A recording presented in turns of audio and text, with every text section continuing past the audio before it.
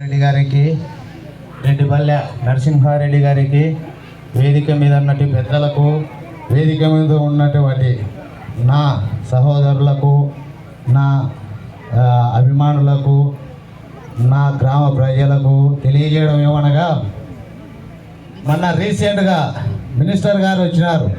ఆలవకొండలో SC బాబు అంటే 3 కేసులు, ఇప్పటికి 3 కేసులు పెట్టినాడు. మీకు తెలిసినో తెలియదో, అక్రమంగా ఈ కేసులకు ఎస్సీ బాబు భయపడాడని ఇప్పుడు కాదు ఎప్పుడో చెప్తాడా. ఇవన్నీ పిల్లి బెదిరింపులకు భయపడాలంటే ఎస్సీ బాబు కాదు ఇంకొకరిని చూసుకోవాలా. ఇదైతే నేను ఈ వేదిక మీద ఊర్లో చెప్తాడా. మీరు ఖచ్చితంగా నీతి నిజాయితీ ఉంటే ఆలవకొండ డెవలప్ చేసి చూపించేది నేను తలంచుతా.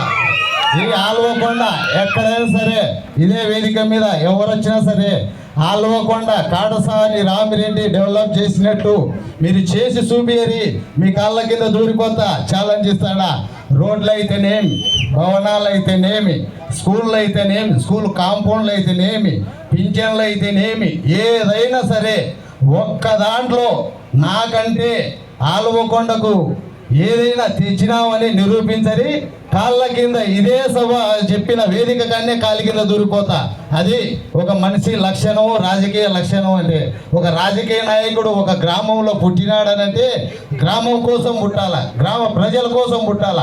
వ్యక్తిగతంగా నేను స్వార్థం, నేను సంపాదించుకోవడం, నేను బతకడం ఇది కాదు నాయకుడు.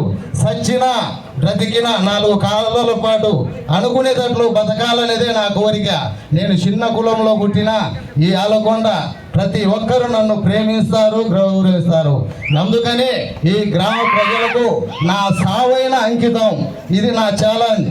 కనుక మీరు దయచేసి నెక్స్ట్ అయినా ప్రతి ఒక్కరు గ్రామంలో ఏం జరుగుతుందో ప్రతి ఒక్కరికి తెలుసు.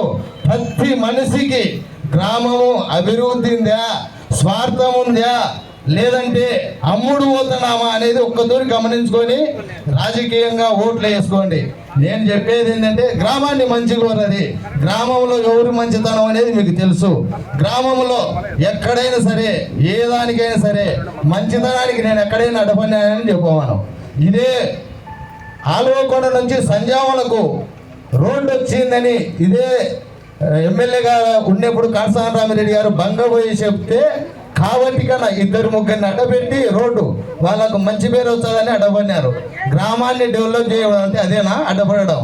చేయాలా, చేస్తే గ్రావెల్ రోడ్డు వేస్తే కూడా సంజాలకు అడ్డపడినారు. ఇట్లా కాదు. ఇప్పుడు మీకు అధికారం ఉంది, ఏం చేస్తారో చేయరి. ఒక్క మాట కిందకి ఎదురిస్తే లేదు. మీరు ప్రతిసారి అడ్డంకులే, ప్రతిసారి అడ్డంకులే.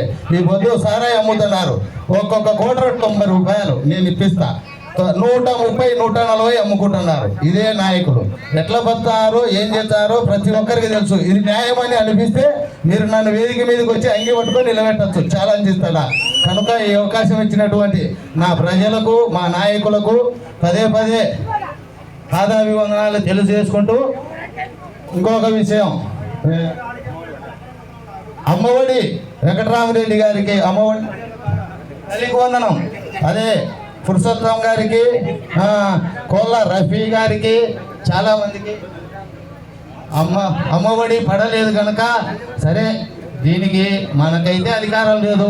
మన ఎమ్మెల్యే గారు దానికోసం ఏదన్నా అంటే దానికి సంబంధించిన అధికారులతో మాట్లాడతారు. మీరు ఏదన్నా ఉంటే చెప్పుకోవచ్చు. కనుక ఈ అవకాశం ఇచ్చినటువంటి అందరికీ నా పాదాభివందనాలు తెలియజేసుకుంటూ సెలవు తీసుకుంటున్నారు. బాబు గారికి